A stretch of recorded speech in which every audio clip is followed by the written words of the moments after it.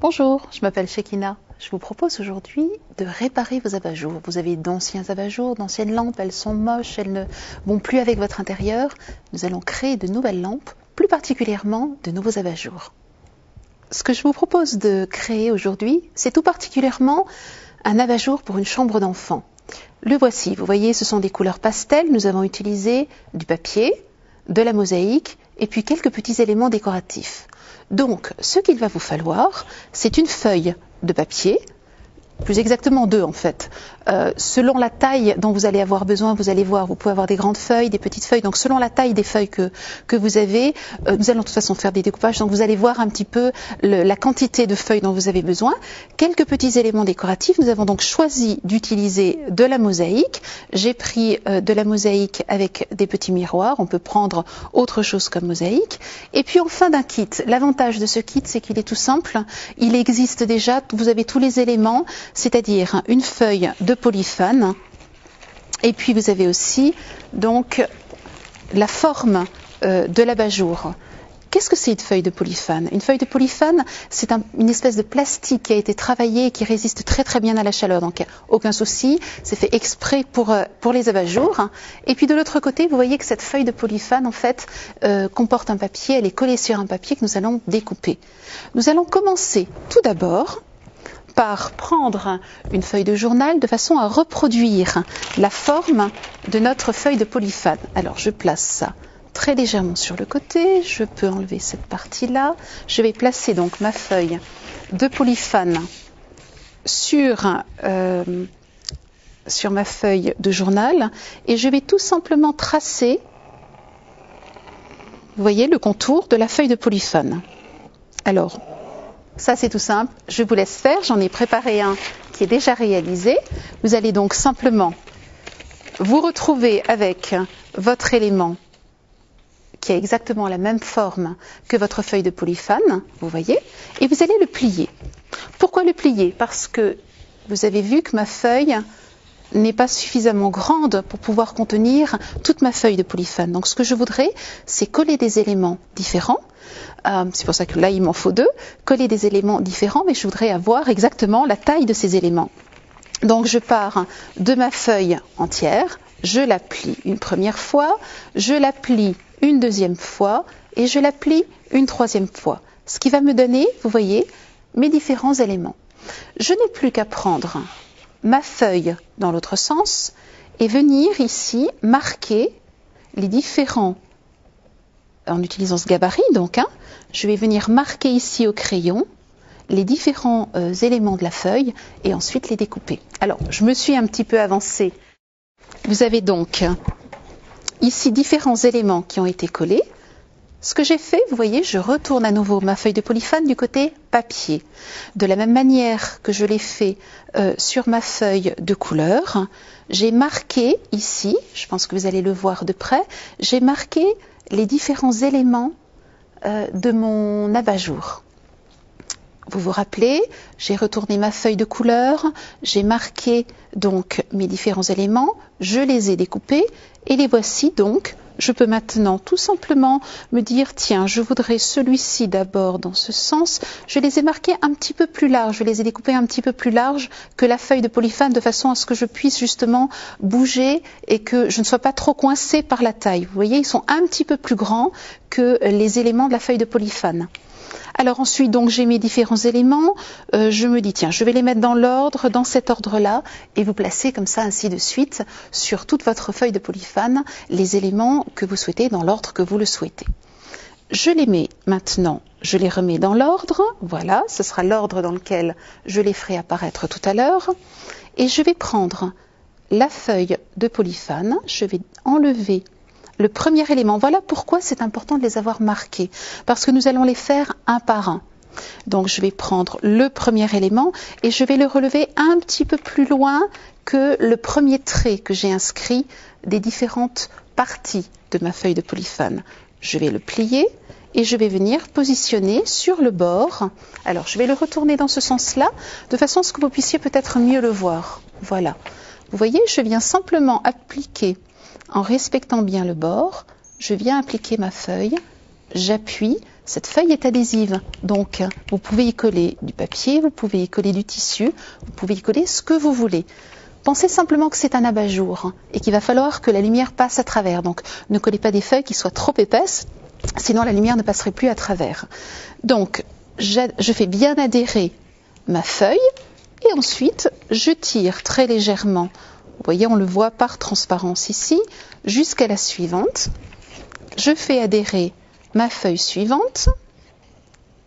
Voilà. Juste à poser à la précédente, j'appuie et ainsi de suite jusqu'au bout. Vous voyez, c'est très très simple à réaliser, n'est-ce pas? Je vais vous prendre donc l'étape suivante.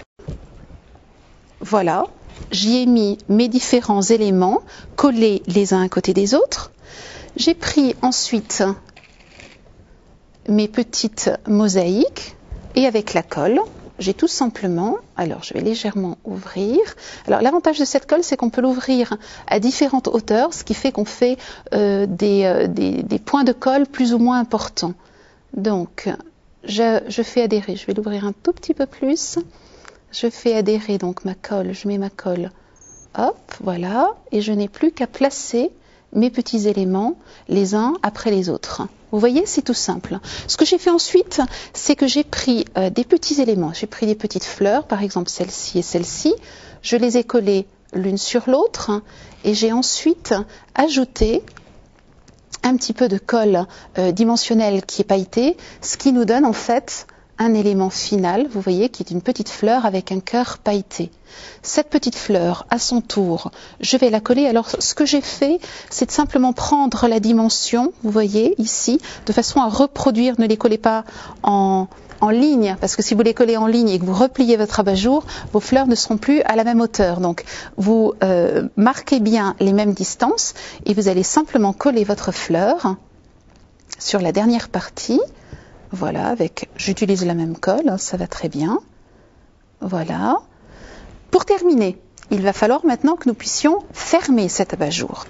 Et je vais là utiliser de l'adhésif double face, que je vais coller alors de ce côté-là.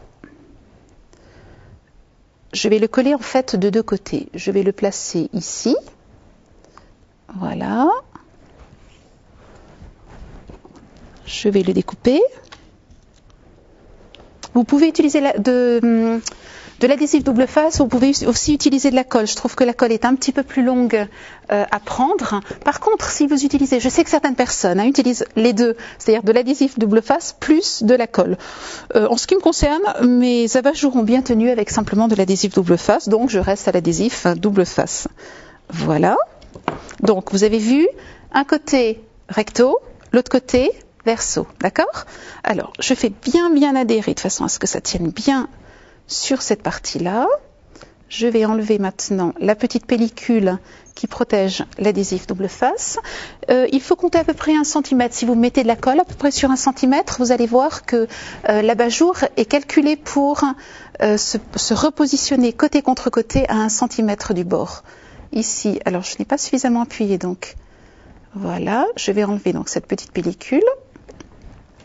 Voilà, et je n'ai plus qu'à faire adhérer l'un contre l'autre en veillant bien à être bord contre bord, aussi bien en haut qu'en bas. Voilà, hop, allons-y ici. J'appuie bien de façon à ce que ça adhère bien. Ce que je fais souvent en fait, c'est de le remettre à l'envers, vous voyez, dans ce sens-là, et de bien appuyer ici. Et voilà, votre abat-jour est presque terminé. Ce que nous voulons maintenant, c'est le placer sur le support. Ce que je ne vous ai pas montré, c'est qu'au départ, dans cet abat-jour, vous avez 3 trous. Un ici, je ne sais pas si vous le voyez de près, celui-ci. Vous en avez 3 qui vont être en fait des encoches dans lesquelles vous allez venir placer le petit élément ici qui déborde. Donc, ce qu'il nous faut, c'est simplement pouvoir trouer ces petites encoches de façon à faire passer notre abat-jour dans le petit trou prévu. Alors, pour cela, je vais prendre ma plaque de découpe de façon à ne pas découper ma table et je vais venir simplement découper ici le petit trou. Voilà, je vais enlever. En réalité, c'est le papier que vous avez derrière que vous découpez, puisque le trou est déjà prévu sur l'abat-jour, donc il n'y a pas de souci. Veillez par contre à simplement couper en croix lorsque vous avez du tissu. C'est beaucoup plus simple de couper en croix de façon à ce que votre abat-jour, vous n'arriverez pas à couper en rond avec du tissu. Par contre, couper en croix, ça ira très très bien. Il faut simplement que la petite encoche puisse passer, vous voyez. Donc voilà qui est fait. Je mets mon abat-jour à l'envers. Alors, placez votre abat-jour dans ce sens-là, de façon à ce que l'ampoule ensuite soit placée ici. Ne le placez pas dans ce sens-là, placez-le bien dans ce sens-là. Et vous voyez, on a juste à venir faire entrer l'encoche dans le petit trou. Voilà, de ce côté-là aussi, et de ce côté-là au final. Et voilà, ce qui vous permet d'avoir, vous voyez ici, apparaître les deux encoches, voilà ici, et ce qui vous donne donc un abat-jour terminé. Le support maintenant, vous avez un ancien support, repeignez-le, choisissez une des couleurs que vous trouvez ici, vous repeignez le pied de votre abat-jour, et voilà, vous avez un nouvel abat-jour. Je suis sûre que vous allez créer des choses absolument magnifiques, n'hésitez pas à nous les envoyer, montrez-les-nous. Je vous en montre moi aussi quelques-unes autres, regardez. Vous avez cette possibilité-là.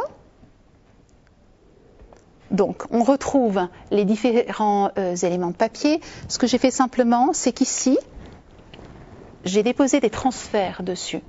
Donc, vous voyez, c'est simplement décoré. Donc, tout a été collé et je décore ensuite avec des transferts. Une autre possibilité, je vous l'ai dit, le tissu.